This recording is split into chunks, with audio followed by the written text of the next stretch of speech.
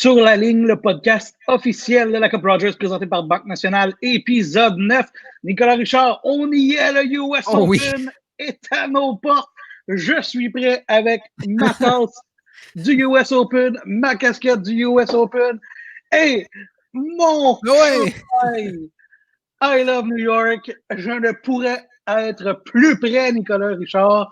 Je te renvoie la question. Toi, es-tu prêt? Ben, je suis totalement prêt à avoir su, j'aurais mis mon chandail que j'ai acheté à New York au quartier chinois en 4, mais je n'ai pas eu le mot. Mais à part ça, je sais à quel point tout est excité parce que c'est ton tournoi majeur favori. On en a parlé souvent à l'émission. C'est ton moment. Puis en tant que fan de tennis, dans le contexte actuel, on attendait tous ce tournoi. Puis on va parler aussi de Cincinnati, Novak Djokovic qui l'a emporté à Zarenka du côté des femmes. Mais Milos Raonic a fait la finale. On va revenir sur ça. Il y a aussi une syndicalisation qui se passe sur le circuit de l'ATP, en fait à l'extérieur de l'ATP. Des sujets qu'on va aborder et semble-t-il que tu m'as préparé une petite surprise. On en parle un peu plus tard, Nicolas. Es-tu prêt? Absolument. On lance le jingle, s'il vous plaît.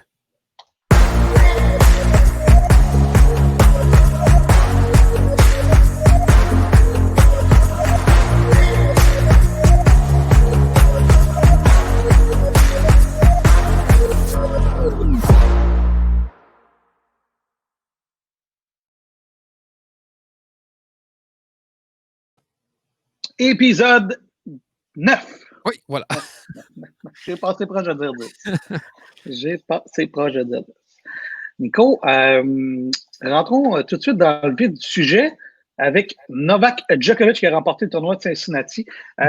Pour ceux qui auraient écouté l'épisode précédent, je vous invite à aller voir nos prédictions. On ne passera pas pour des génies. On ne passera pas pour des génies. Tu avais quand même Djokovic haut dans ton tableau. Si je ne me trompe pas, tu l'avais gagnant. Oui, je l'avais champion. Parce qu'il était vaincu, mais pour le reste du tableau et du côté des femmes, ça a été compliqué. C'est pas très glorieux de notre côté. Est-ce que tu reviens sur le tableau immédiatement ou tu parles de ce qui s'est passé dans le tournoi? Allons-y avec les champions respectifs, mais avant je veux lancer un petit message d'espoir à Milos Raonic parce que au moins il n'a pas eu à tenir ce trophée-là dans les mains. Qui est, à mon avis, le trophée le plus laid de l'histoire du sport professionnel. Ils l'ont acheté au Dollarama de Valleyfield, c'est sûr. Puis non seulement ça, c'est tellement aux antipodes avec le trophée du US Open que le tournoi suivant, le trophée du US Open, il est majestueux, mais celui de Cincinnati, c'est une véritable honte. Je suis d'accord avec toi. C'est le trophée que je trouve vraiment le plus laid. Alors, Milos, c'est pas grave, même si tu as perdu en finale, tu n'as pas eu à tenir ce trophée que je considère le plus laid de tout le sport professionnel. Honnêtement, moi, j'ai juste le goût de le mettre sur le bord d'une table quétaine puis de mettre des fleurs dedans et de m'en servir comme vase plus ou moins utile dans ma maison et non pas comme signe de champion d'un Masters 1000. Mais Milos, Colin, j'y ai cru, moi, Milos, qui pouvait l'emporter, par contre, le tournoi après le premier set. Puis surtout que Novak, là, ce qui est bizarre, c'est que, bon, là, il est champion du tournoi, mais les 2 derniers matchs, il n'a pas si bien joué que ça. Ça y a tout pris pour passer la demi-finale. Même lui, après la demi-finale, disait, ben là, j'ai pas... je sais pas comment je suis sorti gagnant de ce match-là. Je me sentais pas bien sur le terrain et ça a mal parti, la finale. Il a perdu 6-1 le premier set. Et il était brisé dans le dernier set au début du 3e set. Alors, moi, j'y ai cru. J'ai sincèrement pensé que Milos allait remporter ce tournoi-là, mais c'est une méchante belle nouvelle de la façon dont il a joué au final parce que tu peux pas avoir une meilleure préparation que ça pour le US Open alors que le tournoi était joué sur les terrains du US Open. D'une part, tu l'as dit, Novak qui a connu un drôle de tournoi parce que même au premier set, lorsqu'il a perdu contre Milos le premier set, il y a quelque chose qui ne marchait pas. Je ne sais pas s'il ne se sentait pas à l'aise, s'il y avait s'il était blessé ou quoi que ce soit, mais tu voyais que mais Novak n'était pas nécessairement à 100%. Du moins, c'est l'impression que j'ai eue.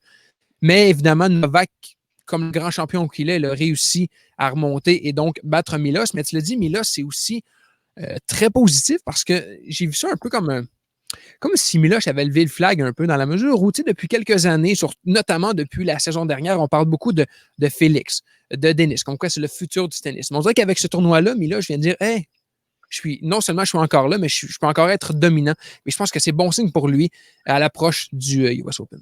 C'est drôle que tu dis ça parce que je me suis prêté exactement la même réflexion en disant, c'est vrai, on parle beaucoup de Félix, on parle beaucoup de Denis, mais à l'heure où on se parle, à l'heure actuelle, le meilleur joueur canadien, je pense que c'est encore Milos Raonic. Oui, de par ce qu'il a accompli, puis il vient de le prouver encore. Il est allé plus loin que tout le monde dans ce tournoi-là. Il a bien servi en plus tout le long de la semaine. Alors, c'est très positif. J'espère qu'il va avoir un long parcours au US Open aussi. On fera nos prédictions tout à l'heure. Mais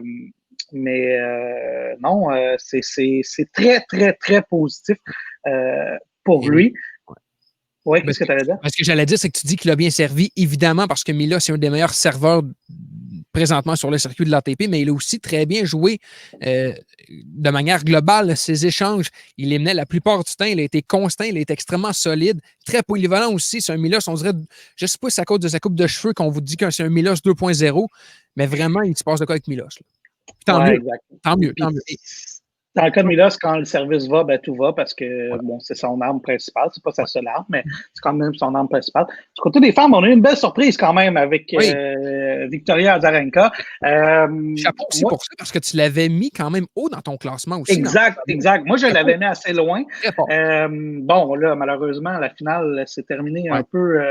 Je suis sûr que Victoria Azarenka voulait pas gagner le tournoi comme ça. Elle aurait voulu affronter Osaka, qui a déclaré forfait en raison de blessure. Là.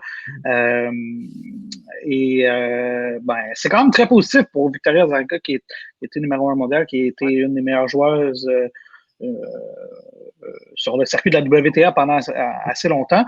Bon, elle a eu un enfant, elle a été un peu retirée du tennis, alors c'est bien de la revoir à un niveau aussi élevé. Et ça augure bien pour elle pour le US Open, et on en parlera tantôt, mais moi, je l'ai fait avancer assez loin aussi. Et peut-être qu'elle va revenir au sommet. C'est une joueuse très puissante que moi, j'adore voir jouer. C'est une de mes joueuses favorites sur le circuit de la WTA. Alors, on verra. Je suis content pour Victoria Azarenka qui gagne un tournoi de Cincinnati qui s'est conclu, en tout cas du côté des femmes, un peu en queue de poisson à cause du retrait de Naomi Osaka. Et dans un tournoi qui a été un peu, j'oserais pas dire bizarre, mais tu sais il a suivi la tendance des autres sports professionnels avec une interruption des activités pour souligner le mouvement Black Lives Matter, qui était, à mon avis, à moi, la chose à faire. Et puis, ce que j'ai aimé, c'est que, je ne sais pas si tu as vu l'entrevue que Osaka elle a donnée au US Open en prévision du tournoi, mais elle a dit, tu sais, moi, je suis pas une leader comme telle. Je sais pas, je suis plus une suiveuse qu'une fille qui va tirer tout le monde. Mais elle dit là, je regardais ça, puis je me disais, je sais pas si quelqu'un va faire un move. Puis peut-être que ça sera à moi de faire les premiers pas pour que finalement le mouvement s'implique, et c'est exactement ça qui est arrivé. Elle a dit, moi, je ne jouerai pas mon match, je suis prêt à perdre mon match, je pense que c'était celui de quart de finale. Je suis prête à perdre ce match-là et à assumer les conséquences de ça pour appuyer le mouvement qui se passe aux États-Unis. Et puis, elle a dit, si moi, je joue pas un match, ça n'a pas beaucoup de conséquences, mais si on décide avec la tribune qu'on a de mettre notre pied à terre puis de passer les messages qu'on a à passer, je pense que c'était la bonne chose à faire. Et Cincinnati, quant à moi, n'avait pas le choix d'annuler ses activités. Oui, non seulement ça, Osaka, qui, mine de rien, est devenue au cours des années l'une des athlètes les plus en vue sur la planète sportive, parce qu'on l'a vu au début de la saison, lorsqu'on a parlé du classement Forbes, elle est devenue l'athlète féminine la mieux payée en 2019. C'est une des filles qui est le plus suivie sur Instagram aussi, les réseaux sociaux. C'est une fille extrêmement talentueuse aussi. Donc, c'est déjà à son âge, là, une meneuse, le dit, habituellement, elle était peut-être plus une suiveuse, mais maintenant, elle n'a pas le choix d'être une meneuse vu la tribune qu'elle a et l'autorité qu'elle a peut-être sur d'autres athlètes qui n'ont pas sa tribune. Donc, chapeau pour ça. Mais simplement revenir sur Azarenka, sa victoire, Alex, il faut se rappeler quand même, là, et je regardais ça en rétrospective, il ne faut jamais oublier à quel point Azarenka, il y a quelques années, elle était dominante. Tu l'as dit, c'est une fille extrêmement forte, mais il faut se rappeler qu'elle était extrêmement dominante, c'est ça le mot, littéralement dominante sur le circuit de la WTA il y a quelques années. Tu sais à quel point j'aime les stats, Alex. Ce tournoi-là qu'elle a remporté à Cincinnati, c'est son 21e titre en carrière, son premier depuis 2016 quand même, tu l'as dit, là, elle est devenue maman, donc c'est explicable. Et elle est maintenant au 5e rang des joueuses actives pour le nombre de titres derrière les sœurs Williams, Kim Clijsters, Kvitova et Simona Halep, qui a aussi 5 titres. Donc, lorsqu'on regarde ça, il faudra se rappeler dans les années à venir à quel point Azarenka a laissé sa marque dans le monde du tennis. Ah, c'est une championne de Grand Chelem aussi. Elle a été numéro 1 mondial. C'est certainement une des grandes joueuses de son époque et peut-être que visiblement, elle n'a pas fini de marquer son époque. Non. Tu as dit les mamans qui sont de plus en plus dominantes aussi sur le circuit. Tu parles on parlait de Serena Williams, Clijsters, mais il ne faut pas oublier Azarenka aussi qui revient dans le portrait et avec ce titre-là qui s'impose. Clijsters qui va être au US Open. On n'était pas sûr parce qu'elle avait déclaré forfait pour Cincinnati, mais là, elle va le jouer, le US Open. On va en parler un peu plus tard. Alors, Cincinnati qui est terminé, qui est une expérience concluante, je pense, en termes de bulles, même si, je ne sais pas si tu as vu ça, mais il y a eu un premier cas déclaré au COVID-19. C'est Benoît Paire qui a testé positif.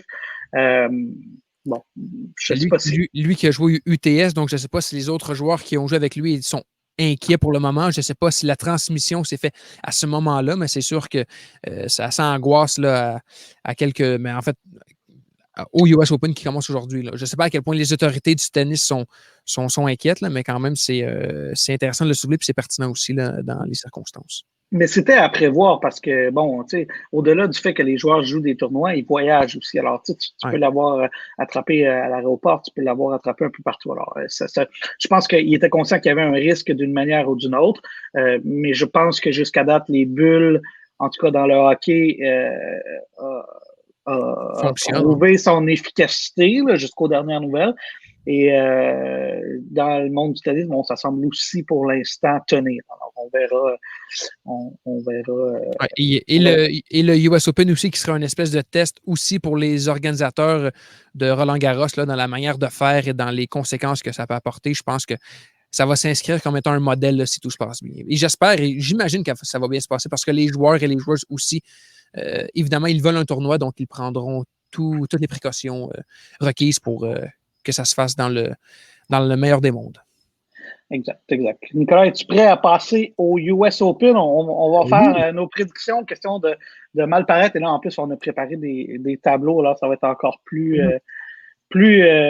visuel et plus... Alors, au moment où on fait... Ouais, vas-y.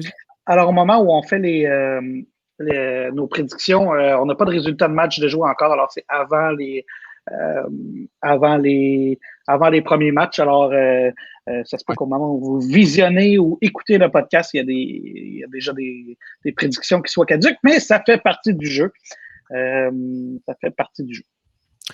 J'ai essayé pour cette fois-ci là, de m'appliquer plus qu'il n'en faut parce que la dernière fois, notamment du côté féminin, ça avait mal tourné pour moi. Là. Je ne veux pas retourner dans le passé, mais j'avais prédit Madison Keys comme gagnante et elle s'est fait éliminer au deuxième tour. Donc, cette fois-ci, je me suis appliqué et je suis confiant des prédictions, Alex, et j'ai hâte de te les présenter. Mais on commence par ton tableau, toi, qui m'a dominé littéralement pour le tournoi de Cincinnati. Oui, mais pas tant quand même. Comme je dis, j'ai pas passé pour qui aurait pu gagner sur Azarenka quand même, juste pour ça, je te lève mon chapeau.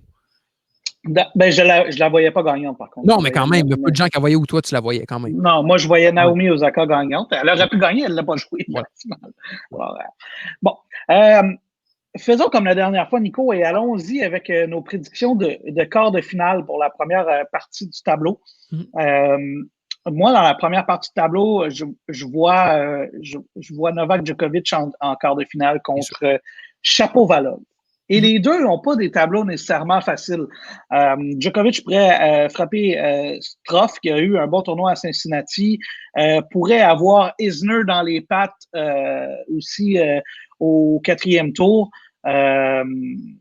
C'est pas nécessairement évident. Il n'y a pas le tableau le plus facile. Déjà, Edmond au 2e tour, c'est pas si simple que ça. Juste par curiosité, toi, as-tu mis Bublik qui gagne le premier tour contre Edmond? Je vais te dire ça, non, je pense pas. Non, j'ai mis Edmond.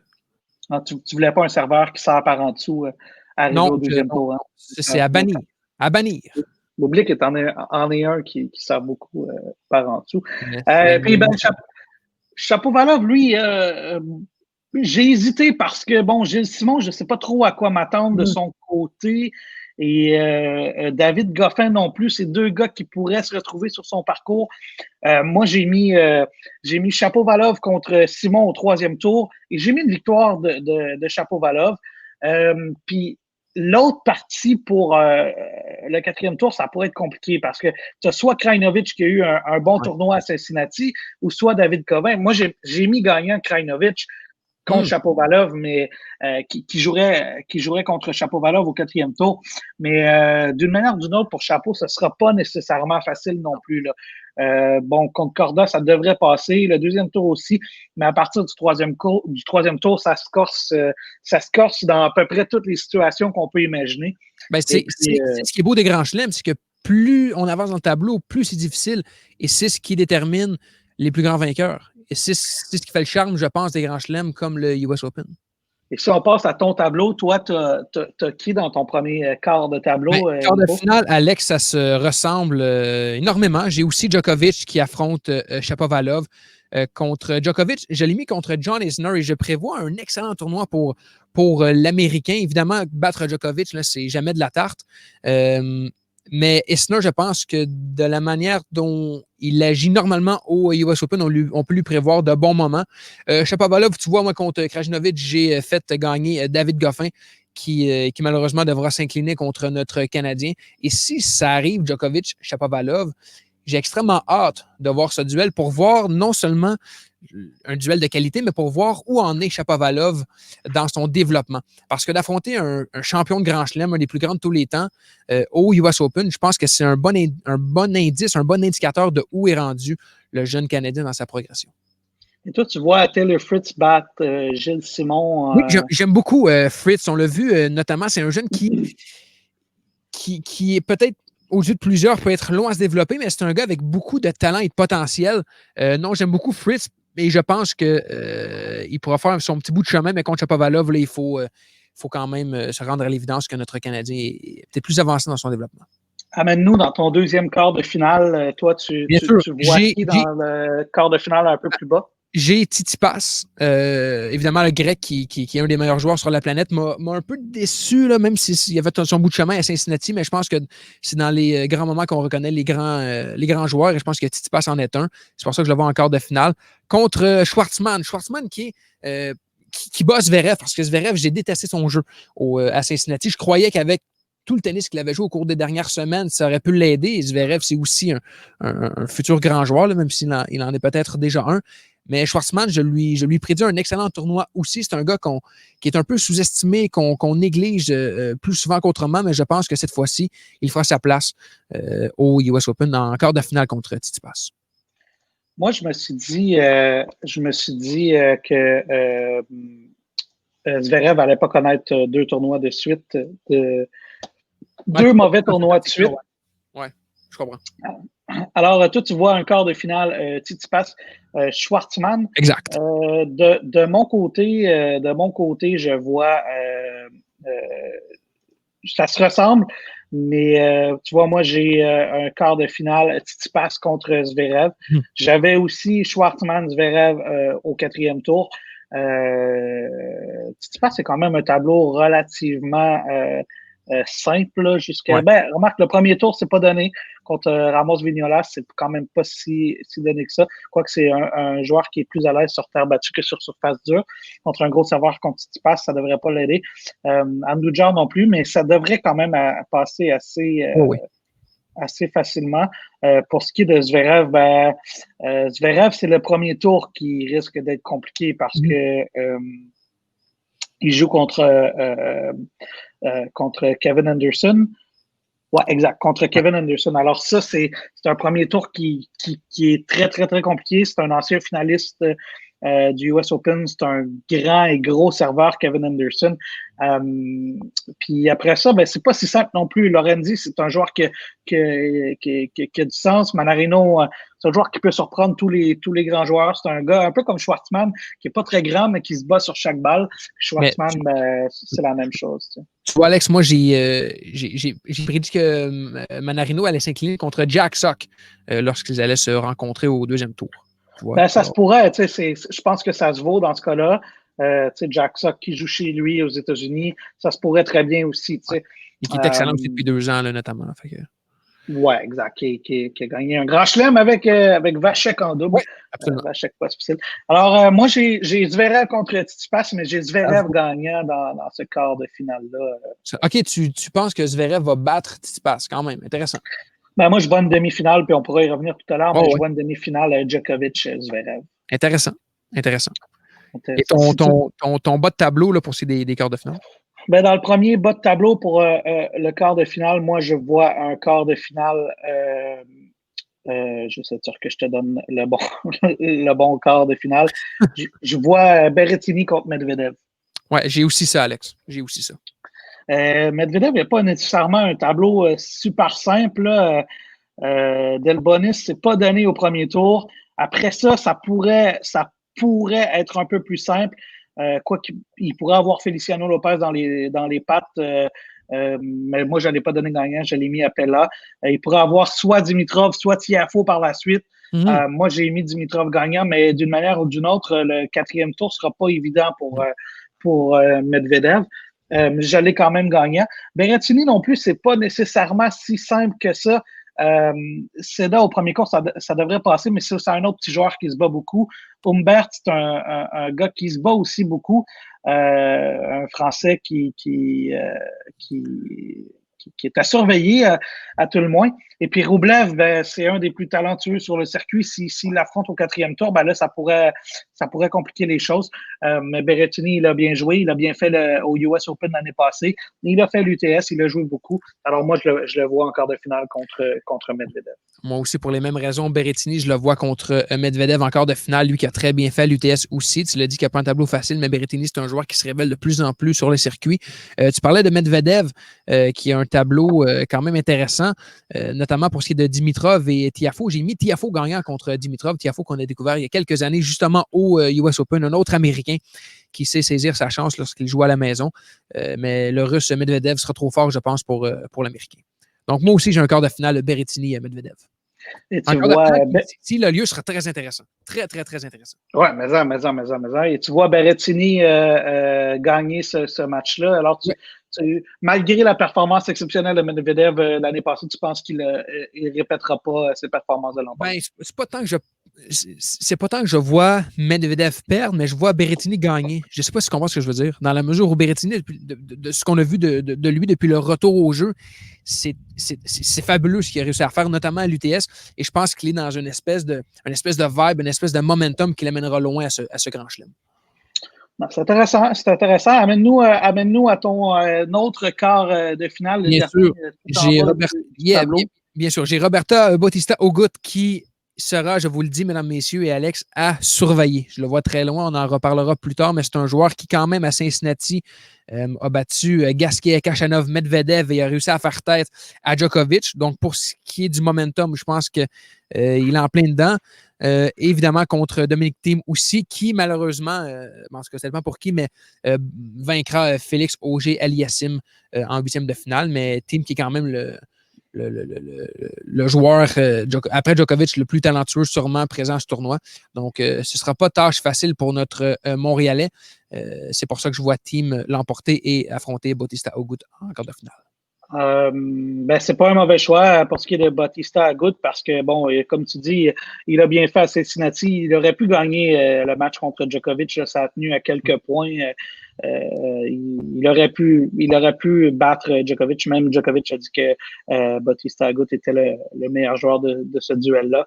Ça veut dire qu'il battra Raonic aussi au 3e tour. Là. C'est aussi dans sa portion de tableau. Là. Exact. Ben, moi, tout en bas du tableau, j'ai Milos Raonic en effet contre contre Dominic Thiem en quart de finale. Milos, il n'a pas un tableau facile, hein, parce que Leonardo Mayer ne s'est pas donné au premier tour non plus. Vachek au deuxième tour. Moi, je vois Vachek battre Kohlschreiber. Ben, ça pourrait donner un duel tout canadien au deuxième tour. Et Bautista Agut, ben, c'est pas donné non plus. On l'a vu la semaine passée. Il a très bien joué à Cincinnati. Et mais malgré tout, moi, la façon dont il a joué, Milos, je le vois sortir gagnant de ce match-là. Et au quatrième tour, Achanov, ce sera pas facile. Mais Achanov, il a vraiment pas un tableau facile. Faudrait qu'il passe à travers Query. Et de l'autre côté, tu as soit Gasquet ou Deminor. Alors, tu as soit un jeune Australien qui est très, très bon ou un vétéran qui peut battre n'importe qui sur le circuit. Alors, et même Gasquet, il a beaucoup joué depuis la reprise des activités. Achanov, je suis pas aussi au courant de comment il a joué, mais je pense que Richard Gasquet a joué plus. En tout cas, du moins, il a joué l'ITS à 2 reprises. Alors, ça devrait l'aider. Il va avoir du rythme. Mais moi, je vois Milos arriver en quart de finale contre Thiem. Je ne sais pas ce que tu en penses, mais pour ma part, c'est ma partie de tableau préférée. Il y a tellement de bons joueurs, il y a nos Canadiens et tout peut arriver dans cette portion de tableau. En tout cas, moi, je te dis, c'est celle que je préfère le plus, c'est celle que je surveillerai avec le plus d'attention. Et à noter que si Félix et Thiem s'affrontent, ça voudra dire que Félix aura battu Andy Murray possiblement au deuxième tour. Oui. Je ne sais pas si toi, tu vois Andy Murray l'emporter. Oui, j'ai Murray qui remporte son premier tour, mais je pense que Félix viendra à bout du Britannique. Et si Félix vraiment se rend où est-ce qu'on pense qu'il peut se rendre, probablement que ça améliorera sa place au classement aussi. Mais en même temps, Félix, si tu vois déjà au troisième tour, il pourrait affronter peut-être Moutet ou Evans. Alors ça, c'est pas donné non plus. Là. Corentin Moutet, c'est un jeune joueur français qui est très, très bon. Daniel Evans, c'est un gars qui connaît bien le circuit également. Alors, c'est pas un tableau facile pour Félix, honnêtement, s'il va aller loin dans ce tournoi-là. Puis Thiem non plus. Alors, c'est une partie de tableau, effectivement, qui est très, très intéressante. Mais peut-être qu'on pourrait rêver d'un quart de finale Milos contre Félix. Et Moutet, si je ne me trompe pas, Alex, il n'avait pas remporté Repentigny au Granby il y a quelques années? Il faudrait voir la liste des champions. Je sais qu'il y a beaucoup de grands joueurs qui l'ont remporté. Nick Kyrgios, en tout cas, l'a gagné le tournoi de Repentigny. À l'époque où il avait un service décent. Bon, maintenant... Et là, toi, tu vois, alors, regarde, on va passer aux demi-finales. Ouais. Moi, je vois Thiem gagner contre Raonic, qui donnerait une demi-finale. Thiem contre Medvedev. Toi, tu vois qui dans cette partie de tableau-là, Nico? Donc, tout en bas, j'ai une demi-finale. Bautista Agut contre Berrettini. Et tu vois Agut l'emporter. Tu l'amènes loin, toi, Bautista Agut. Je le vois très loin parce que j'ai tellement adoré son jeu. Puis je pense que là, il est rendu à 32 ans. Je pense l'Espagnol, là, je pense que c'est maintenant ou jamais. Il a connu de bons résultats aussi au Grand Chelem l'an dernier. Là, si je ne me trompe pas, c'est en fait, je l'ai sous les yeux. Là, c'est un quart de finale en Australie et une demi-finale à Wimbledon. C'est un joueur qui, selon beaucoup d'experts, est l'un des les plus complets sur le circuit. Tu l'as dit, Djokovic l'a mentionné dans le match qu'ils ont disputé. C'est lui qui aurait peut-être dû l'emporter. Et non, pour l'Espagnol, je vois un grand tournoi pour lui. Je pense que ce sera mérité pour lui et c'est maintenant ou jamais, je pense aussi, pour Bautista Agut. Intéressant. Et c'est un joueur qui a beaucoup de chiens, puis je pense qu'il est sous-estimé sur le circuit. Puis je serais heureux de le voir enfin faire une bonne partie, un bon bout de chemin là, au US Open.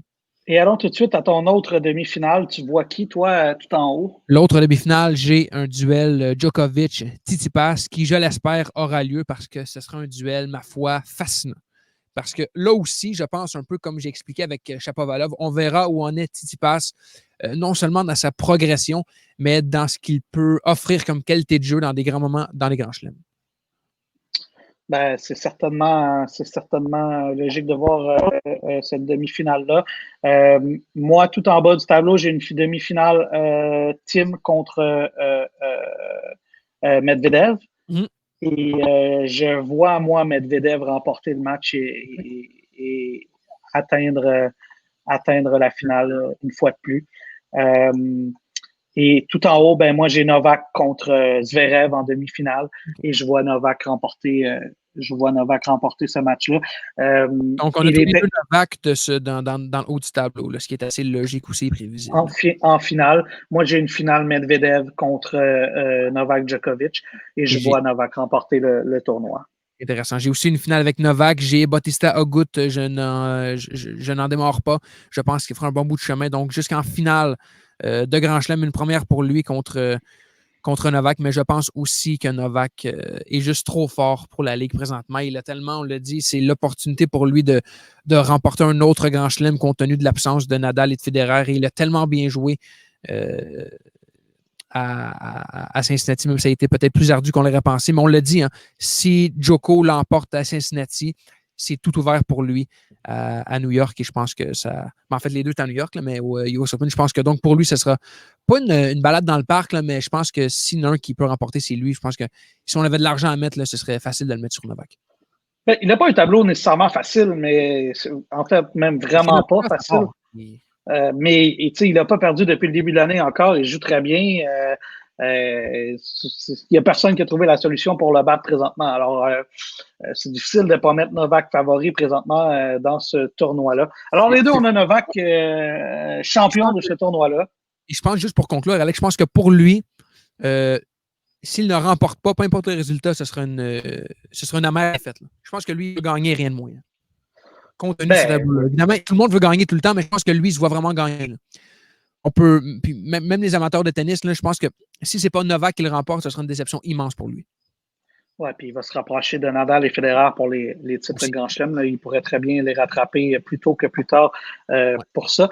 Passons, Nico, au tableau des femmes qui, à mon avis, est beaucoup plus intéressant que le tableau des hommes. C'est beaucoup plus éclaté du côté des femmes et c'est plus difficile à prévoir.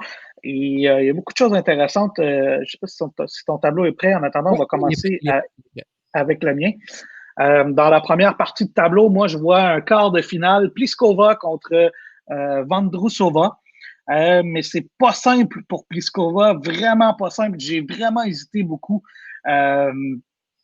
Je suis vraiment pas sûr parce que, bon, Pliskova, elle a vraiment pas un tableau facile. Caroline Garcia, au deuxième tour, déjà, c'est pas facile. Au troisième tour, elle pourrait avoir Jennifer Brady qui a gagné un tournoi récemment ou Ceci Bellis qui reste toujours une joueuse dangereuse, une jeune américaine qui tarde peut-être à se développer comme on l'attendait, mais qui reste une joueuse très dangereuse.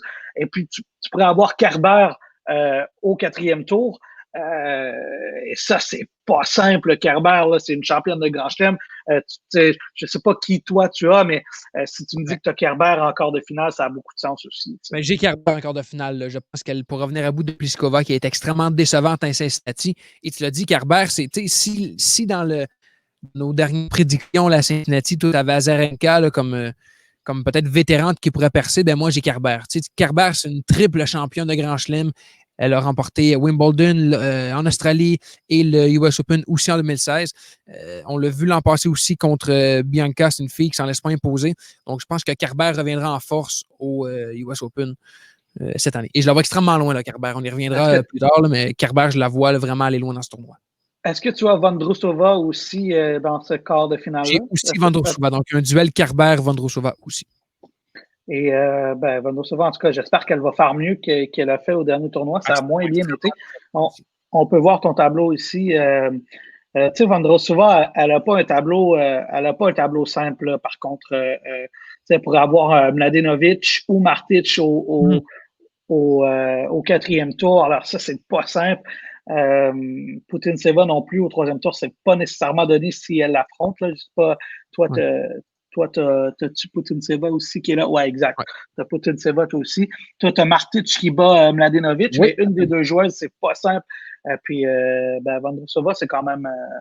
On verra. On a le même quart de finale et toi, je vois que Kerber, tu l'emmenais un peu plus loin. Amène-nous à ton autre quart de finale, l'autre partie de tableau un peu plus bas. J'ai Naomi Osaka, bien sûr, qui est le choix logique, qui sera en quart de finale en venant à bout de Kontaveit, parce que Osaka, là, c'est la favorite, je pense, du tournoi, là, même si elle n'est pas la première tête de série. Je pense que c'est vers elle que tous les yeux seront braqués. Et j'ai aussi une autre vétérante, Kvitova, qui reviendra en force. Elle qui, je pense, aussi n'a pas dit son dernier mot, même si ses meilleurs jours sont peut-être derrière elle sur le plan tennistique. C'est une fille aussi qui a connu la gloire, qui sait comment gagner. Et ce sera un excellent duel aussi, je pense, si elle parvient à se rendre contre Osaka en quart de finale. Mais elle aussi, c'est pas un tableau facile, notamment là, contre Flipkens aussi. Là, ce ne sera pas de la tarte là, pour elle. Ouais, moi, j'ai prévu une surprise dans ce tableau-là. Ouais. Moi, je ne sais pas pourquoi. Là, des fois, j'y vais avec une espèce de long shot. Là, Kvitova, je ne sais pas. Moi, je l'ai mis quelque part. Je la sors au premier tour. Non. Et peut-être que je suis dans le champ, mais je ne sais pas. Peut-être que Bego aussi, je l'ai vu jouer régulièrement. C'est une fille qui se bat énormément sur le terrain. Alors,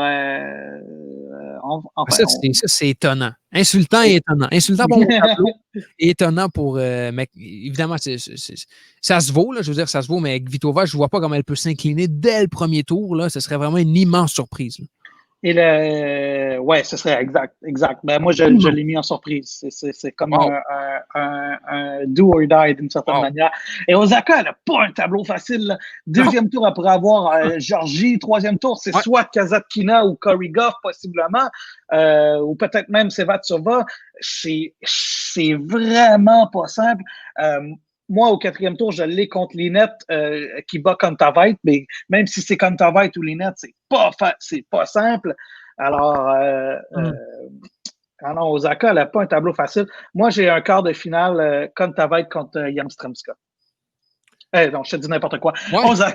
Osaka, j'ai fait sortir Kontaveit, puis je l'ai fait revivre en demi-finale. J'ai un quart de finale Osaka contre Yamstremska. Okay. J'aime beaucoup, moi, Yamstremska. Oui, bien, par simple curiosité, Alex, Coco Gauff, l'as-tu fait passer au deuxième tour? Je l'ai au troisième tour contre Osaka. Parce que tu vois, moi, ce serait peut-être ma surprise. Là. Coco Gauff, je la vois s'incliner contre Sevastova, là, même si je l'adore, là, Coco Gauff, puis c'est le futur du tennis. Mais je la fais quand même sortir au premier tour là, contre la 31e Côte de Tir. Ça se pourrait. Moi, je l'ai au troisième tour. Mais ça se peut aussi, puis un duel Osaka-Gauff, c'est un duel qu'on verrait qui serait super exaltant, mais qui serait aussi là, un prélude de plusieurs, peut-être, finales de Grand Chelem au cours des prochaines années. Absolument. Tu as 100% raison. Mais ce ne sera pas facile pour Coco Gauff parce que pour se rendre à Osaka, c'est ça. Il faut qu'elle batte Sevastova, il faut qu'elle batte possiblement Kasatkina. Kasatkina, c'est pas donné non plus. Alors, Gauff. Moi, je la vois au troisième tour contre. Je lui souhaite. Puis pour elle, qui est une Américaine, ce serait génial aussi qu'elle puisse faire un bon bout de chemin au US Open. Mais je pense que, puis là, pour le quart de finale que moi j'ai Yamstremska, je pense que c'est la partie de tableau qui est la plus difficile à prévoir, à mon avis. Ouais. Donc, c'est absolument. Mais tu l'as dit, ce tableau est tellement éclaté, puis tout peut tellement arriver que c'est dur de. Évidemment que de faire des prédictions, surtout un tournoi majeur de tennis, là, c'est difficile. Mais dans ce contexte-là, je pense que tellement tout peut arriver, puis il y a tellement de trucs qui peuvent arriver à tout moment. Là, fait que non, c'est vrai que c'est difficile à prévoir, puis c'est ça qui est plaisant de faire des prédictions. Et là, l'autre partie de tableau, c'est à mon avis la plus relevée. C'est la partie du tableau que tu te casses la tête parce que tu dis aïe, c'est la partie de tableau de Serena Williams là, qui est dans le bas dans le bas de cette partie-là, mais moi, pour cette partie de tableau-là, j'ai un quart de finale Muguruza contre Serena Williams. Ben, tu vois, je suis content parce que je pensais que j'allais être seul dans mon camp pour Muguruza, mais je suis content que tu la mettes là aussi parce que c'est pas moi qui fabule. Là, parce que, d'une part, là, on regarde en haut, on a Madison Keys. Madison Keys, je l'avais grande championne de la Cincinnati, mais elle m'a tellement déçu que je l'ai fait sortir au troisième tour. Ça, c'est ça. Donc, contre Alizé Cornet. Cornet qui est aussi là, de bon moment, qui pourra battre Zhang, le 25e tête de série. Cornet qui est aussi une joueuse que j'apprécie beaucoup, énormément de caractère. Mais bon, donc là, on a Cornet contre Muguruza et Muguruza qui l'emporterait, qui se rendra en quart de finale. Mais Garbiñe Muguruza, c'est une fille que j'ai tellement aimé suivre, là, notamment lorsqu'elle a remporté son tournoi à Wimbledon. Elle était tellement en fait, à Wimbledon, elle avait été parfaite lorsqu'elle a remporté. Je ne sais pas si tu te rappelles de cette conquête-là, mais elle avait été étincelante tout au long de la quinzaine. Puis depuis ce temps-là, c'est une fille que je suis avec beaucoup d'intérêt. Puis je trouve qu'il aurait tellement pu avoir, évidemment, elle a une superbe carrière. Là, c'est une championne de Grand Chelem, mais je pense qu'elle aurait encore pu mieux encore inscrire sa marque dans l'histoire du tennis. Et Muguruza, j'espère qu'elle va se rendre en quart de finale contre Serena Williams, qui on le souhaite aussi. En tout cas, ce quart de finale-là, je suis content que ça ait mis aussi parce que j'espère que ça va se produire. Puis j'espère que ce sera le retour, entre guillemets, si on veut, de Muguruza. Ben, moi, Muguruza, je la voyais comme peut-être la digne la future remplaçante de son ère. De Serena. Ouais. Parce qu'elle a tout pour elle. Elle a tout pour réussir, cette fille-là. Vraiment. Elle a gagné Roland-Garros, elle a gagné Wimbledon. Elle a 7 titres en simple sur le circuit. Moi, c'est une fille que je vois très haut. Je veux qu'on s'attarde, Nico, un peu sur la partie de tableau de Serena Williams. Et là, je vais mettre mon tableau. Parce que c'est pas simple. Serena, là, elle a peut-être le pire tableau de tous les grandes joueuses. Regarde, déjà au deuxième tour, après avoir Monica Puig. Monica Puig, je ne sais pas si tu t'en souviens, elle est médaillée d'or olympique. Championne olympique, effectivement. Au troisième tour, elle pourrait affronter possiblement Sloane Stephens. Sloane Stephens, c'est une championne de Grand Chelem. Au quatrième tour, c'est possiblement Sakkari ou Anasimova. Anasimova, moi, je l'ai gagnante dans ce match-là. C'est pas ton cas, je pense. Mais c'est ça. Anasimova, c'est un bel espoir du tennis. C'est pas simple pour Serena. C'est une fille de 19 ans qui a 5 pieds 11, qui est déjà 28e mondial. Alors, ce ne sera pas donné. Et au prochain tour, au tour suivant, ben là, tu pourrais avoir Muguruza. Alors, il n'y a pas un match, à part peut-être le match de premier tour pour Serena qui va être simple. Je pense qu'elle a le tableau le plus compliqué de toutes les grandes têtes de série. Et ça va rendre les choses intéressantes. Et enfin, on va avoir une espèce de bonne évaluation de où en est son style de jeu. Oui, aussi sa forme physique aussi. Là, tu l'as dit, être maman, c'est pas nécessairement quelque chose de sain. Puis bon, pas que je doute de la remise en forme ou quoi que ce soit là, de Serena, mais je pense que c'est peut-être ce qui pourrait lui faire mal au bout de la ligne pour ce tournoi-là, c'est qu'elle va tellement avoir connu des matchs difficiles et ardus. Je ne sais pas si elle va pouvoir tenir jusqu'au bout. Et c'est ce qui me fait douter peut-être de Serena dans ce tournoi.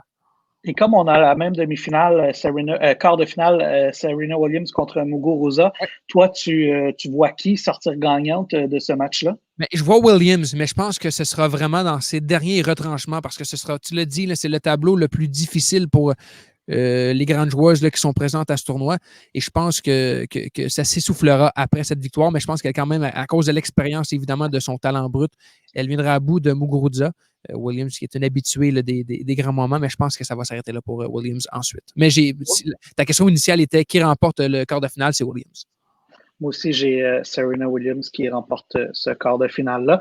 Et allons dans la dernière partie de tableau complètement, celle où on retrouve notamment Sofia Kenin.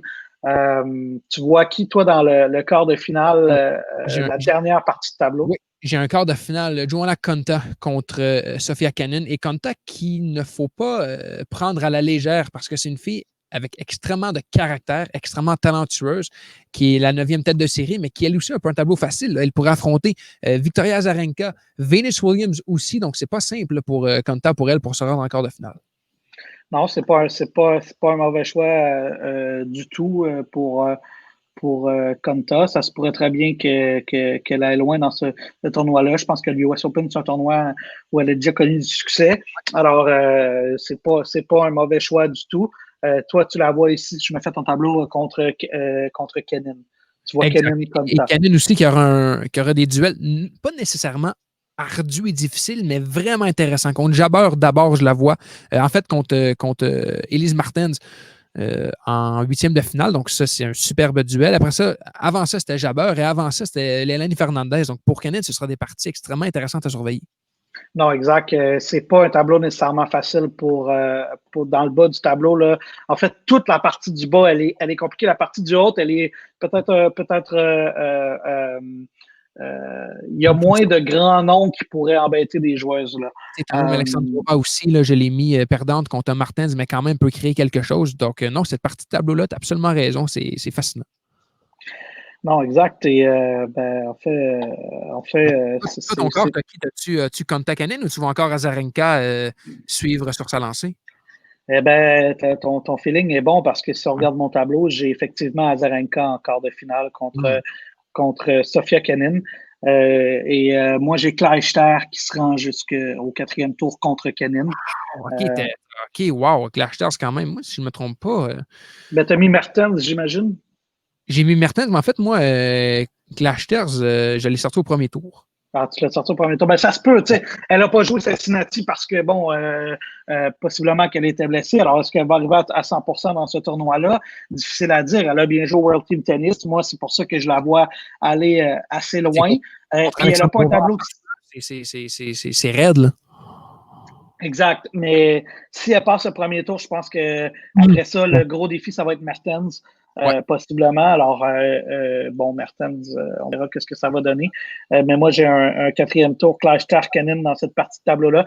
Et j'ai effectivement Azarenka contre Kenin. Azarenka, elle n'a pas un tableau facile nécessairement non plus parce qu'on pourrait avoir Sabalenka au 2e tour, Kudermetova au 3e et possiblement Venus ou Konta après ça au 4e tour. Alors, si elle se rend loin, elle n'aura pas un tableau facile, c'est sûr, mais en même temps, elle vient de remporter Cincinnati. Elle va assurément avoir des bonnes sensations. Mais tu ne penses pas qu'elle peut être un peu essoufflée après cette victoire-là? De faire un autre périple là, dans le tableau jusqu'au bout dans ce tournoi du Grand Chelem, tu ne penses pas qu'elle va peut-être arriver un peu là épuisée? Ben non, parce que bon, la plupart des joueurs n'ont pas joué beaucoup depuis je comprends. Ouais, c'est ça. Je pense que c'est encore tôt dans le retour au jeu pour commencer à parler de fatigue. Peut-être plus d'un manque de rythme éventuellement, mais de fatigue, d'après moi, on est un petit peu tôt. Et dans cette partie de tableau-là, Nico, on retrouve aussi Leylah Fernandez. Elle a tout un candidat au premier tour. Là. Et si elle remporte après ça le 2e tour, je veux dire, autant on aime Leylah, je pense qu'il n'y a pas beaucoup d'espoir là, pour ce tournoi-là, malheureusement. Ben, tu sais, Zvonareva, c'est une fille qui a beaucoup de titres sur le circuit. Elle était comme un peu disparue de la carte. Elle est revenue, mais c'est une ancienne numéro 2 mondiale. Moi, je l'ai mis gagnante, mais il ne faudrait pas se surprendre de voir Zvonareva au 2e tour aller affronter Kenin parce que, bon, c'est une excellente joueuse, puis ça ne sera pas facile pour Fernandez. Et si elle là-bas, ben, ça va être une belle victoire. Moi, je la vois gagnante parce qu'elle joue bien. Elle a gagné beaucoup dans les derniers temps. Là. Alors, on verra. Et Kenin, au premier tour, c'est pas donné non plus. Contre Vic Mayer, c'est pas le match de premier tour qui est un passe-droit, assurément. Et après ça, Siniakova, on verra. Moi, je vois Kenin contre Siniakova au 3e tour, mais toi, tu voyais 11 Jabber, je pense. C'est pas un mauvais choix non plus. Ouais. Je vois un 4e tour. Exact. Et non, moi, je vois une demi-finale, un quart de finale Azarenka-Kenin, avec Kenin qui l'emporte. C'est quand même la championne en titre du seul tournoi du Grand Chelem qui a été disputé cette année. Je pense qu'il faut lui donner le crédit pour ça. Tu vois, c'est aussi pour ça que Kenin, je la vois en demi-finale là, contre Serena. Et pour cette demi-finale-là, Williams, Kenin, plusieurs facteurs qui rentrent en ligne de compte. D'abord, Kenin, tu l'as dit, c'est la championne du seul tournoi de Grand Chelem qui a eu lieu cette année. Et au-delà de ça, c'est quand même une fille qui est classée 2e tête de série, puis c'est une fille extrêmement talentueuse qui mine de rien, connaît même si elle n'a pas été fantastique là, à Cincinnati, c'est une fille dont on connaît le talent et elle est faite pour briller dans les grands chelems. Donc pour elle, je ne suis pas inquiet. Et je pense qu'elle remportera contre Williams, notamment pour ça et aussi parce que, comme je l'ai dit, je pense que Williams, avec le tableau qu'elle a, elle ne pourra pas tenir contre Kenin, non seulement à cause de sa portion de tableau, mais aussi parce que, je veux dire, c'est ardu, puis Kenin, c'est pas une tâche facile, même si Williams, c'est la plus grande joueuse de l'histoire. Ouais, c'est un argumentaire qui se tient assurément. Moi, par contre, dans cette demi-finale-là, Serena contre Kenin, moi, j'ai Serena gagnant. Oui, aussi, puis c'est très louable là, en même temps aussi. On ne peut pas être contre cette proposition-là. En tout cas, si on a une demi-finale Kenin contre Williams, ben, les Américains ne pourront pas demander mieux. Ça, c'est sûr. Non, absolument. Puis au tableau, tu as qui en demi-finale? Ben, j'ai Pliskova contre Osaka. OK. Et je vois Osaka l'emporter. Regarde, je joue bien. C'est New York, c'est toujours un tournoi. Bon, c'est un tournoi qu'elle a remporté. Alors, moi, je vois Osaka l'emporter. Je vois une autre finale, Serena Williams contre Osaka, mais cette fois-ci, je vois, Nico, prends ça en note, la revanche de Serena Williams qui va finalement remporter un autre titre du Grand Chelem. Je vois Serena Williams, malgré le tableau hyper compliqué, là, le tableau le plus compliqué de toutes les grandes têtes de série, je vois Serena Williams lever le trophée du US Open une autre fois et ajouter un titre du Grand Chelem à sa collection. Est-ce qu'elle serait la première maman à remporter un titre du Grand Chelem? Ben non. Kim Clijsters l'a déjà fait. Elle était... qui était déjà maman à l'époque, tu as raison. Exact, elle l'a déjà fait. Et toi, Nico? Avec le tableau qu'elle a aussi, elle prendrait sa revanche aussi sur cette finale l'an dernier contre Andreescu. Ben, pour ma part, en demi-finale, j'ai Kerber contre Osaka. Je te l'ai dit, je suis vendu à Kerber pour ce tournoi et en plus de la blessure de Osaka, je pense que Kerber viendra à bout de l'américano-japonaise Osaka. Donc, Kerber, je le vois en finale contre l'Américaine Kenin et Kenin qui, avec un jeu absolument délirant et dominant, je la vois remporter le deuxième Grand Chelem de la saison. Wow, alors tu la vois rafler les honneurs des deux premiers Grands Chelems de la saison. Ça va être difficile après ça de ne pas la mettre favorite à Roland Garros. Oui, absolument. Mais c'est une fille qui, je pense, qui le mérite, et non seulement ça, qui a le potentiel pour le faire. Wow, alors tu vois Sofia Kenin remporter un deuxième tour. On a quand même une finale, on a une finale un tableau qui se ressemble quand même. Voilà ce que je veux dire. C'est pas un mauvais choix, honnêtement, Kerber, là, c'est vraiment pas un mauvais choix. Et Kenin, pour les grands moments à Kerber. Puis on l'a vu. Elle l'a prouvé dans le passé. Et Sofia Kenin, regarde, c'est difficile de gager contre elle également. Et toi, tu vois Sofia Kenin remporter les grands honneurs. Personnellement, je trouve que le tableau des femmes est beaucoup plus intéressant que le tableau des hommes. C'est sûr que l'absence de Federer et de Nadal du côté des hommes complexifie peut-être en fait, le rend plus intéressant, hein, mine de rien. Ouais, il y a plus de grands noms du côté des dames. Là. Donc, pour ça, ça le rend plus intéressant. Puis, le jeu des dames est tellement plus éclaté. Puis, tellement, tu sais, il y a tout qui peut arriver. Donc, pour ça, puis, il y a comme une espèce d'excitation du fait que, tabarouette, ça fait tellement longtemps qu'on n'a pas eu de tournoi majeur puis de moments importants que c'est là que ça se passe. Puis, j'ai l'impression que les joueurs, là, plus que d'habitude, ont le couteau entre les dents. Et ça va tellement être marquant, ce premier Grand Chelem post-pandémie, que tout le monde veut le remporter. Puis chez les filles, plus que chez les gars, je pense qu'il y aura plus de upset, là, comme on dit, de joueurs, ce qui peut-être pourra décevoir ou surprendre. Tout dépend. Et ce qui rend le tableau des femmes plus intéressant, je pense, c'est le retour d'anciens grands noms comme Clijsters, comme Azarenka, Kvitova. Et Kvitova, c'est ça. Puis même à la limite, allons-y avec Kerber, même si elle est tête de série. T'sais. Alors, je trouve que le tableau est très intéressant. Nico, à ce qui paraît, tu m'as préparé une petite surprise. J'aime bien faire des quiz et poser des questions et divertir l'auditoire. Alors, pour toi, fan de tennis, et pour les auditeurs aussi, là, si on peut se prêter au jeu, aussi en apprendre peut-être plus sur le US Open, tournoi qu'on pense connaître, mais qui peut-être vous surprendra. Alors, j'ai une douzaine de questions pour toi, Alex, à choix de réponse. Donc, on va tester le buzzer. C'est tout fait pour me faire mal paraître. J'ai tué un buzzer. Non, c'est pas compris. J'aurais pu t'en préparer un. Gars. Là, on va faire avec les moyens du bord. Donc, première question, Alex. En quelle année a eu lieu le premier US Open? Est-ce que c'est de l'ère moderne? Est-ce que c'est en 1968, 1970, 1972 ou 1974? Mais tu as dit de l'ère moderne? Oui. Ça veut dire que de l'ère open, c'est ça que tu veux dire? Mais l'ère open, elle commence, je te dirais, 1968. Et c'est une bonne réponse. Alex, il va d'un 1 en 1. Chapeau. Chapeau. Deuxième question. Quel joueur a remporté la première édition du US Open? Est-ce A. Arthur Ashe, B. Tom Hawker, C. Rod Laver ou D. Ken Rosewall?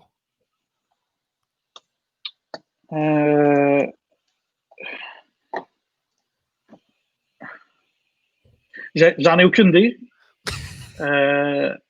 La première édition, je sais que Arthur Ashe a remporté des tournois du Grand Chelem, mais ça remonte à loin. J'irai avec effectivement Arthur Ashe. C'est une bonne réponse. Impressionnant, Alex. Impressionnant. Il faut savoir que Ashe, à l'époque, était amateur, n'était pas un joueur encore professionnel. Donc, c'est d'autant plus impressionnant. Mais 2 en 2, je ne pensais pas que tu allais avoir en partant des bonnes réponses. Chapeau, chapeau. Arthur Ashe, d'ailleurs, qui est une figure plus grande que nature pour ce qu'il a accompli aussi sur et à l'extérieur du terrain. Le stade au US Open qui porte son nom aussi. Le principal, oui. Voilà. Troisième question, Alex. Quel duo a remporté le US Open édition 2018? Donc, ce n'est pas la précédente, l'autre d'avant. Est-ce A, Nadal et Stephens, B, Nadal et Kerber, C, Djokovic et Williams ou D, Djokovic et Osaka? Pas lui qui vient d'arriver, l'autre d'avant? Oui, en 2018. C'est Djokovic et Osaka. Bonne réponse. Donc, un peu plus facile mais quand même, chapeau, il n'y aurait pas à avoir confusion. Qui est la dernière joueuse à avoir été admise au panthéon du US Open qu'on appelle le Court of Champions? Est-ce A, Monica Seles, B, Kim Clijsters, C, Tracy Austin ou D, Martina Navratilova? Bon, Tracy Austin et Martina Navratilova, c'est sûr que ça fait plus longtemps que ça, à mon avis. Ce serait surprenant qu'il soit récent. Et Monica Seles, c'est possiblement avant. Alors, je dirais Kim Clijsters. Quelle détective, Alex. Wow, fascinant. 4 en 4, impressionnant. Clijsters qui a été admise en 2019. Donc, pourrait devenir possiblement la première joueuse admise à remporter. Mais bon, ça, c'est un autre débat. Qui est le dernier joueur à avoir été admis à ce même panthéon du US Open? Est-ce A, Tony Trebert, B, André Agassi, C, Pancho Gonzalez ou D, Ken Rosewall? Ben là, si j'y vais dans l'ordre, Ken Rosewall, c'est largement avant. Répète le dernier membre admis au Temple de la Renommée? Oui, au panthéon, c'est qui le dernier, le plus récent? Du tennis ou du US Open? Du US Open. Ben, je pense que le plus logique, c'est André Agassi, mais peut-être que je peux me tromper. Non, c'est Tony Trebert qui a été admis en 2014. Donc, on est dû là, pour un nouveau première mauvaise réponse, Alex, quand même. Alors, André Agassi, ça c'est avant, ça, dans le fond? C'est le deuxième plus récent, oui. OK. Juste un peu avant. Bon. Quel montant d'argent Arthur Ashe a-t-il reçu en remportant le premier US Open en 1968? Est-ce A, 20 $, B, 14 000 $, C, 58 000 $ ou D, 100 000 $? «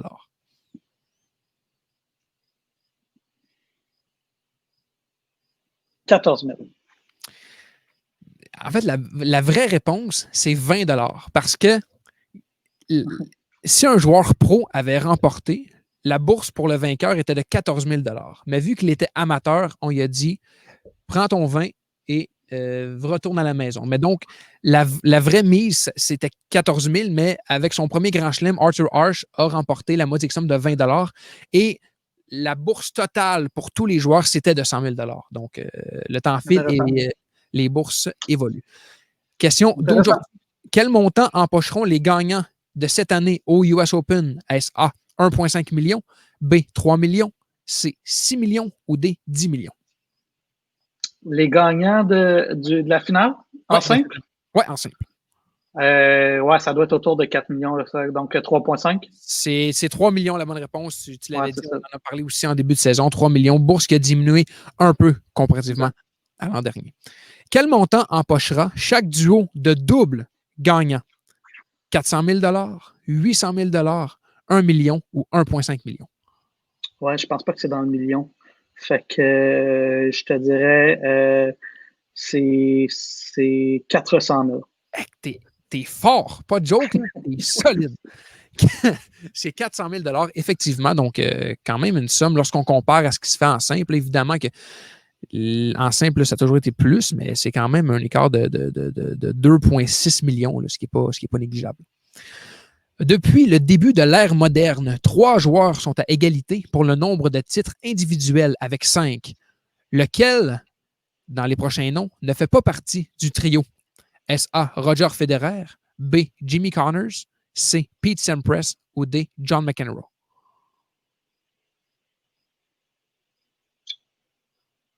John McEnroe en a 5. Roger Federer en a 5. Jimmy Connors, je suis pas sûr. C'est qui l'autre choix? C'est Pete Sampras. Pete Sampras en a 5 aussi. Alors, Jimmy Connors. Je serais Jimmy Connors. Non, la bonne réponse, c'est John McEnroe qui en a 4. 4, OK. Il en a remporté en double aussi. Ouais. Voilà, il en a remporté pratiquement autant en double. Donc, c'est peut-être ça. C'était ça la pogne, comme on dit dans le milieu du quiz. Et Jimmy Connors en a 5. Oui, Jimmy Connors en a 5, comme Pete Sampras et Roger Federer. Penses-tu que Federer pourrait faire cavalier ça à un moment ou un autre avec un 6e titre?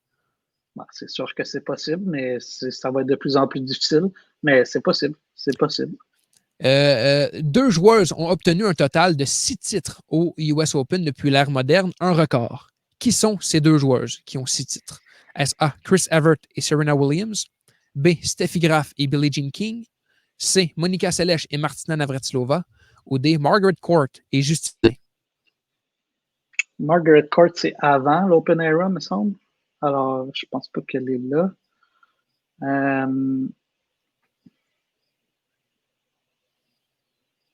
Est-ce que c'est... Je dirais... répète-moi ta première option. Chris Evert et Serena Williams. Ouais, je pense que c'est ça. Chris Evert et Serena Williams. Vraiment, pas de joke, là. Je pensais t'avoir avec des petits twists, mais tu réponds extrêmement bien. Je connais pas, pour être bien honnête, je ne connais pas tous par cœur. J'y vais par déduction. C'est ça, exact. Ta réflexion est quand même très intéressante. Là, pas de choix de réponse, j'y arriverais pas. Ouais. J'aurais peut-être eu Serena, mais Chris Evert, puis là, j'y vais par déduction. Chris Evert, d'ailleurs, qui était 40 à la télévision. Elle est vraiment bonne. Oui, qui est une analyste hors pair. Avant-dernière question. Qui est le plus jeune joueur à avoir remporté le US Open? Est-ce A. Lleyton Hewitt? B. Pete Sampras? C. John McEnroe? Ou D. Roger Federer?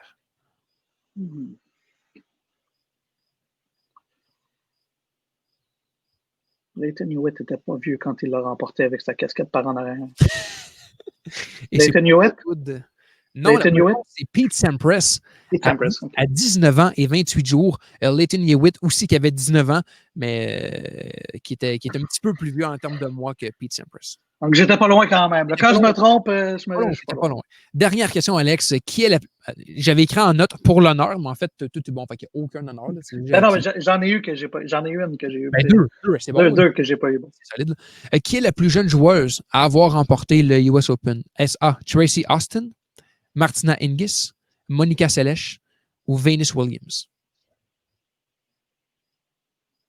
Tu vois, dans mon premier choix, c'était Serena parce que je pense qu'elle l'a gagné à 17 ans.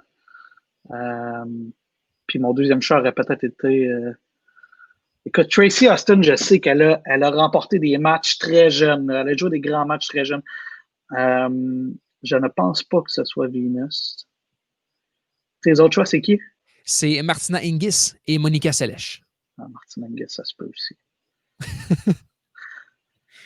Je vais y aller avec Tracy Austin parce que je me suis... Mais peut-être Martina aussi parce qu'elle avait 16 ans et elle avait des résultats assez hallucinants. Alors, mon premier choix, c'est Tracy Austin. Mon deuxième, c'est Martina. Fais-toi confiance, Alex, parce que tu as encore la bonne réponse. Tracy Austin qui l'a remporté à 16 ans, 8 mois et 28 jours. Et tu faisais quoi l'été de tes 16 ans, toi? Moi, je ne remportais pas de Grand Chelem. Je travaillais dans les camps de jour et mon nom, c'était Mini Wheat.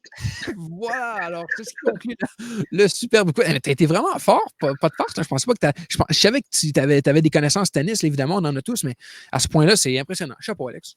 Par déduction, là, j'avoue, c'est le genre d'affaire que c'est pas dur à trouver quand tu as les notes dans la face, mais le savoir par cœur, c'est assez évident. Puis je te promets que j'ai pas triché, je n'ai pas regardé sur Internet. Non, j'ai 100% confiance en toi.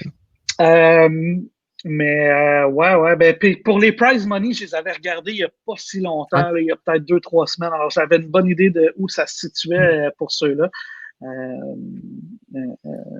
une question que je trouve toujours intéressante, moi, c'est qui mettons, dans les 10-12 dernières années, a remporté les US Open, mis à part Federer, Nadal et Djokovic?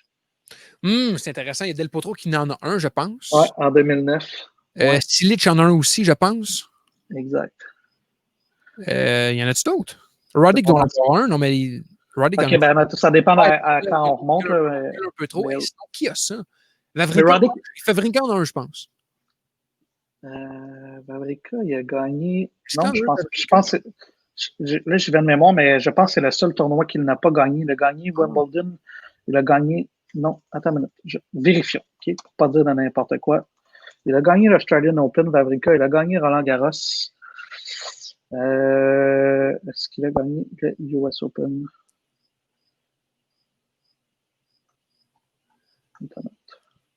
Parce que, outre ces joueurs-là, je pense que c'est pas mal complet là, en ce qui a trait aux champions ex-BT. Oui, il a gagné. Ouais, il a gagné. Il a gagné l'US Open en 2016. C'est vrai, de mémoire. Mais quand même, donc, si vous avez plus sur le US Open. Mais Alex porte dignement sa casquette. Donc, pour ça. Exact. J'ai pas si mal paru que ça. Non, c'est bien fait. Est-ce qu'on a le temps de parler du nouveau truc ou ça va être tight, hein? Ben, garde, moi, ce que je te propose, Nico, on voulait parler du nouveau syndicat des joueurs. On va en parler à l'épisode de mi-tournoi. On se fera des prédictions puis un retour sur le mi-tournoi après la première semaine d'activité. Puis on parlera du syndicat à ce moment-là, parce qu'on a déjà une heure de fête. On en parle pendant 25-30 minutes encore. Ce ne serait pas catastrophique, mais en même temps, on va essayer de garder ça plus autour d'une heure. Alors, Nico, rappelle-nous tes champions du côté des hommes et du côté des femmes. J'avais Novak, bien sûr, qui est, je pense, le choix logique. Et du côté des dames, Sofia Kenin qui l'emporte à la maison. Et moi, du côté des femmes, j'ai Serena, malgré son tableau difficile, et également Novak Djokovic du côté des hommes. Ce sont nos prédictions. Espérons qu'on va mieux paraître qu'à Cincinnati pour l'ensemble de nos prédictions. Nos tableaux sont écrits. Alors, les écrits restent. On ne pourra pas mentir sur nos prédictions. Nicolas, merci beaucoup. On se reparle à la mi-tournoi pour peut-être d'autres prédictions et faire un débriefing de cette première partie du US Open qu'on attend depuis si longtemps. Attention à toi, Nico. On se reparle dans la semaine. Bon tennis, Alex. Bon tennis, tout le monde.